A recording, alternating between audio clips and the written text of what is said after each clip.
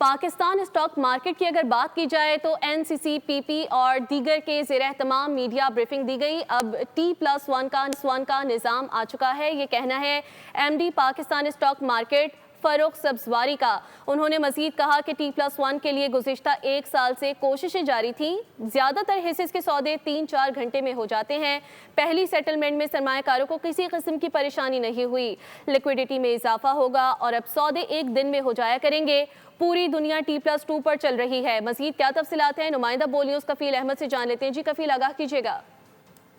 Stock market national clearing company اور central depository نے ایک مشترکہ پریس کانفرنس کی جس میں یہ بتایا گیا کہ پاکستان اسٹاک مارکیٹ کے اندر جو ہے وہ تقریباً T+1 کا جو سسٹم ہے وہ نافذ العمل کر دیا گیا، جس کے تحت جو حصص کے سودوں کی جو سیٹلمنٹ ہے وہ انہی 24 گھنٹوں میں جو ہے وہ عمل میں جو ہے وہ لائی جائے گی. اس سے قبل اگر ہم بات کریں جو حصص کے سودوں کی تمام سیٹلمنٹ تھی وہ 48 آورز میں جو ہے وہ کی جاتی تھی، تاہم اب جو ہے وہ اسی روز جو ہے وہ ہو جائے گی. اس میں اس حوالے سے جو فاروق سبزواری ہیں جو کہ MD ہیں پاکستان اسٹاک مارکیٹ کی، انہوں نے میڈیا سے گفتگو میں کہا ہے کہ اس وقت پاکستان اسٹاک مارکیٹ جو ہے وہ ورلڈ فیڈریشن آف ایکسچینجز کا جو ہے وہ فل ممبر جو ہے وہ بن چکا ہے اور دنیا کے 70 اسٹاک مارکیٹس میں ورلڈ فیڈریشن آف ایکسچینج کے جو ہے وہ تمام ممبر شامل ہیں. FATF کے حوالے سے ان کا کہنا یہ تھا کہ گرے لسٹ میں نام آنے کے باعث پاکستان 2019 میں ورلڈ فیڈریشن ایکسچینج کا ممبر نہیں بن سکا تھا اور انہوں نے یہ بھی بتایا کہ اسٹاک ایکسچینج میں کسی ایک مارکیٹ انہوں نے یہ بھی بتایا. کفیل احمد، تفصیلات سے آپ نے آگاہ کیا، بہت شکریہ.